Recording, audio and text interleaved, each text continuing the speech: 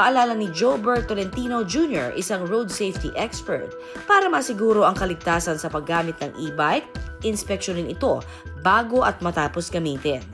Yung gulong ba natin, okay. Ganon din pagkatapos natin siya gamitin, dapat inspect din natin na properly park tayo. May mga kalang yung gulong natin para hindi siya accidentally magagalaw. Siguraduhin din na walang nakasaksak na susi rito.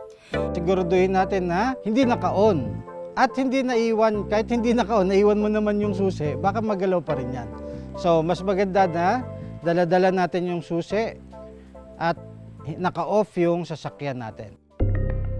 Iparada rin ito sa ligtas na lugar at lagyan ng harang para hindi makasakay, lalo na ang mga bata. Pagka nasa proper parking area siya, una safe na yung sasakyan natin. Wala tayong pangamba na may mga aksidente na mga tao, mga pedestrian.